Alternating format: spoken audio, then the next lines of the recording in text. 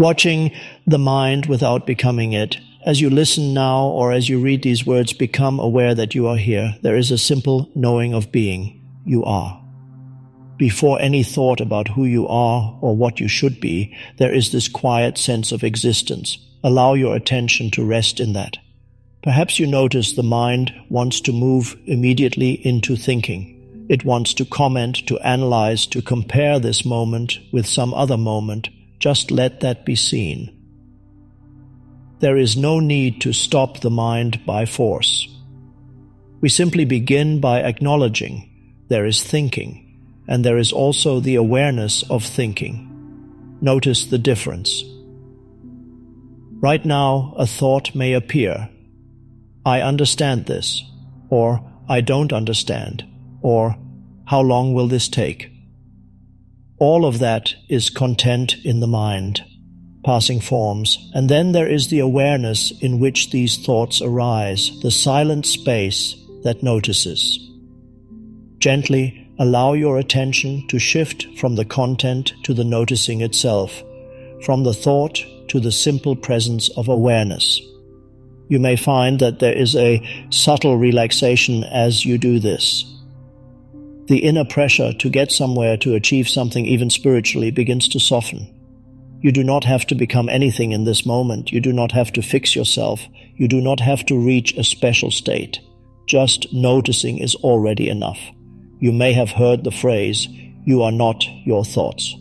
The mind might quickly turn that into another belief. I am not my thoughts. I must remember that. I must practice that. But stay with the direct experience. Look now. A thought appears. It stays for a short while. It dissolves. In the background, you remain. The awareness that notices the coming and going of thoughts does not come and go with them. It is always here in this moment. When you believe that you are the thoughts, when you give complete identity to them, then your sense of self rises and falls with every mental movement. In that state, you are at the mercy of the mind's stories. One story says, I am successful. Another story says, I am a failure. One says, people like me. Another says, nobody understands me. These stories can change many times in a single day, sometimes within a few minutes. If your sense of who you are is tied to those shifting stories, you will feel unstable, anxious, easily threatened. So we begin to watch. Not in a tense way, not as a technique you must get right, but like you would watch clouds moving across the sky. The clouds come and go, the sky remains. The mind is like the clouds. You are more like the sky. Stay with that for a moment. Allow a little space between you and the next thought. You don't need to push the thought away. You simply do not climb into it. You do not wrap your identity around it. Perhaps you notice a familiar pattern. The mind wants to replay something from the past. A memory, a conversation, a mistake. It wants to say, this is who I am, this is my story. Or the mind projects itself into the future. What will happen to me? Will I succeed? Will I fail? The mind is always seeking itself in time. In the story of yesterday, in the imagined story of tomorrow, but your life is not in the story. Your life is here, in this immediate living presence. Your life situation, your work, your relationships, your finances, these belong to the story of you. Important on their own level, yes, but they are not your deepest life. Your deepest life is simply this, the awareness that is here now, the sense of being, the silent I am before any words are added. Take a moment to feel that. Notice the aliveness in your hands. You may close your eyes if you like.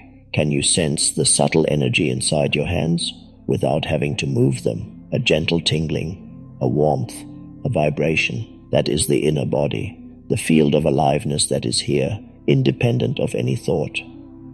As you stay with that, the mind may still be active in the background. That is fine. You do not need to eradicate the mind. You are simply shifting the center of your attention from mind to being, from thinking to presence. The ego is the habit of taking every thought personally. It says, this thought is me. My opinions are me. My story is me. My pain is me. And because it believes that, it is constantly defending itself. The ego loves to be right. It loves conflict because conflict reinforces its sense of separation. I against the world. If someone challenges an opinion held strongly by the ego, it feels like a personal attack, a threat to its identity. Notice how this operates in your own life.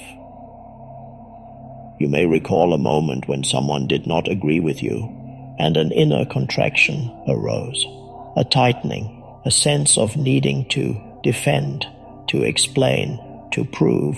What is that? It is the ego's fear of disappearing. It needs to be right in order to feel that it exists.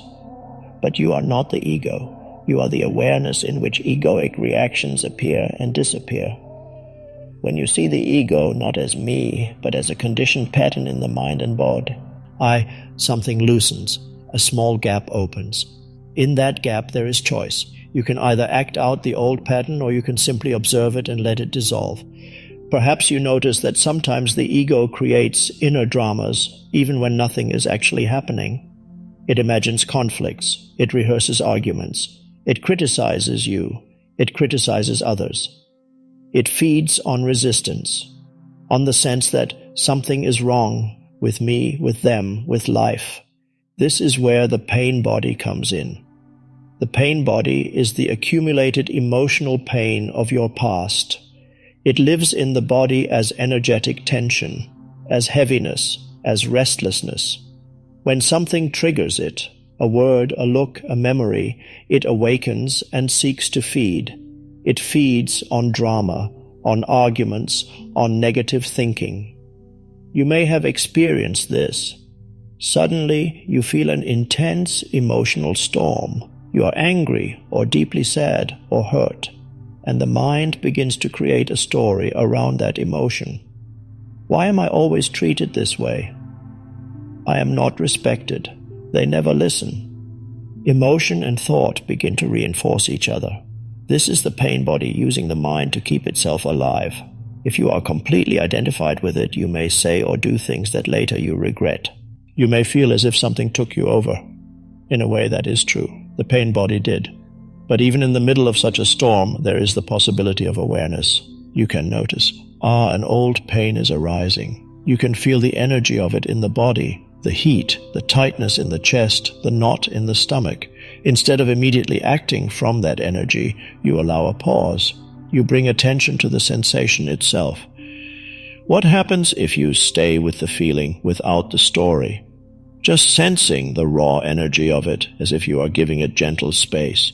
You may find that something shifts. The emotional charge begins to lessen. The pain body, when fully met with awareness, cannot renew itself. Awareness is like light. The pain body is like a shadow. When the light is strong and steady, the shadow cannot survive. So in daily life, make it a simple practice to notice whenever an emotional reaction arises, a small irritation, a disappointment, a surge of anger. Pause. Before you say anything, before you act, bring attention into the body. Feel the energy. You do not need to label it too much. You do not need to analyze why it is there. Just be present with it. This is surrender in a very practical sense. Surrender does not mean resignation. It does not mean that you become passive or indifferent. Surrender is the inner movement of saying yes to what is already here, to this moment as it is. You may still take action. You may still say no to certain behaviors in another person. But the inner resistance, the war against reality, is no longer driving you. There is a quiet acceptance of the fact, this is what is happening now. From that acceptance, intelligence can flow more freely. You respond rather than react. Reaction comes from the unconscious patterns from the ego and the pain body. Response arises from presence. In presence, you are not trying to defend an image of me. You are simply seeing what is and acting in alignment with that seeing. This also transforms relationships. Most human relationships, when unconscious, are exchanges between egos and pain bodies, two sets of patterns interacting, reacting to each other. One person's pain body gets triggered and attacks. The other's pain body feels threatened and retaliates. Conversations escalate, misunderstandings deepen. Old wounds are reopened. If even one person in the relationship begins to bring awareness to these dynamics, something new becomes possible. The next time someone speaks to you in a harsh or unconscious way, notice what arises in you. The immediate impulse might be to defend, to justify, to attack back. Before doing that, pause. Can you sense the pain in the other person behind their words? Can you sense the pain body that is speaking through them? This does not mean you agree with their behavior. It does not mean you let yourself be mistreated. But in that moment of seeing, judgment softens. You recognize that they are, in a way, not themselves.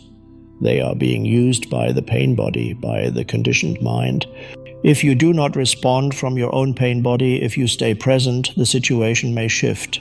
Sometimes the other person will calm down, sometimes they will not, but you remain at peace within. You are rooted in something deeper than the situation. This is how presence brings a new quality into relationships. Compassion, not as an idea, but as a natural expression of seeing clearly. To support this, it is helpful to anchor yourself in the inner body. Right now you can sense the whole field of aliveness that pervades your form. Feel your hands, your arms, your legs, your feet from within, not as physical objects, but as a subtle living energy. As you do this, thoughts may still appear.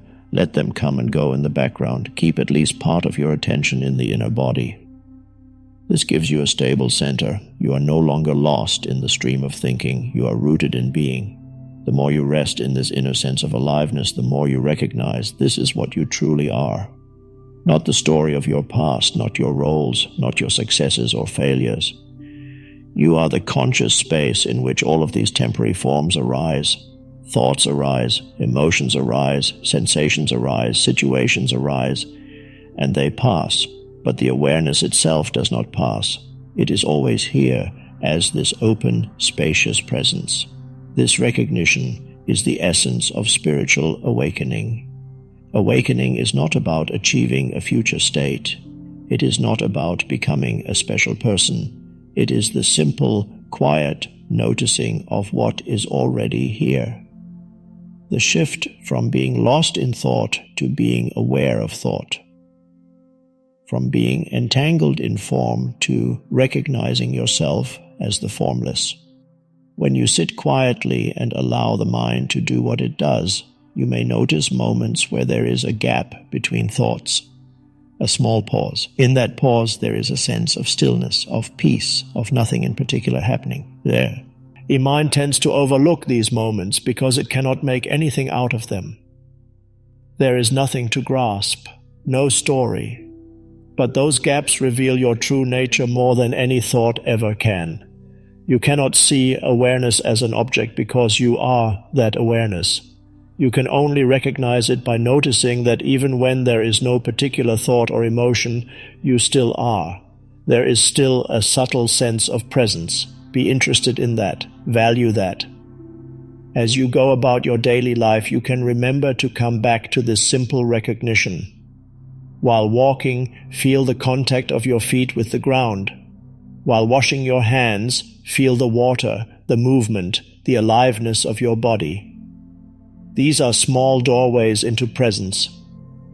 The mind will still have its activities. You still think, you still plan when needed, you still use memory. But gradually, you no longer live in the mind as your primary home. You use the mind instead of being used by it.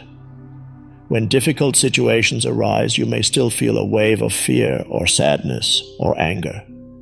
But now there is also an observing presence. You notice, fear is here, sadness is here, anger is here. You are the space in which these states appear. They do not define you.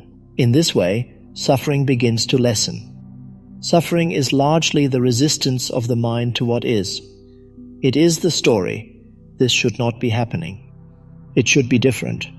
In presence, you stay close to the simple fact of this moment. The breath going in and out, the body sitting or standing, the sound of a distant noise. You let this be enough. There is a quiet contentment in just being, even when the outer situation is not yet resolved. From that inner stillness, you can respond more wisely to whatever needs to be done. Sometimes nothing needs to be done right now. Just this, being present. As you continue to watch the mind without becoming it, the old patterns may still arise, but they lose some of their power. You recognize, this is just a thought. It is not who I am. This is just the pain body. It is not who I am. Your true identity shifts from thought to awareness, from form to formless. And this shift is not something dramatic. It is gentle. It can be very ordinary on the surface. You still go to work, you still talk to people, you still fulfill your daily tasks, but there is a new depth underneath, a quiet spaciousness, a sense that you are no longer completely entangled with the ups and downs of circumstances. You may notice more silence in your life, silence between words, silence in the pauses of your day. Begin to appreciate that silence, not as a lack, but as a fullness. When you sit in a room and there is no particular sound or only a few soft sounds, feel the presence of the silence itself. It is not just the absence of noise, it is a living stillness, and that stillness is very close to what you are. The mind will sometimes say, I understand this now, and then, a few moments later, it is once again lost in its old patterns. Do not be discouraged by this. Awakening is not a straight line. It is a deepening recognition that happens in its own rhythm. Each time you notice that you have been lost in thought and gently return to presence, that is already part of the awakening. There is no need to judge yourself. No need to think, I should be more present. I am failing. That is just another story of the ego. A spiritual story, but still a story. Instead, you can simply notice, I was lost in thought. Now I am here again. Very simple. In this way, watching the mind without becoming it becomes a natural way of living, not as a technique you must maintain with effort, but as a quiet friendliness toward your own inner world. You observe, you allow, you remain as the space in which everything appears. Take a moment now to rest as that space. Let the shoulders soften, feel the breath without trying to control it. Sense the aliveness in your entire body. Thoughts may still move, let them. Behind and around the thoughts there is a spacious awareness, a calm presence. Stay with that. You do not have to reach any conclusion here. You do not have to come to an end point. This moment, just as it is complete. There is simply this: breath, aliveness, presence, watching the mind, not becoming it, and resting quietly as what you already are,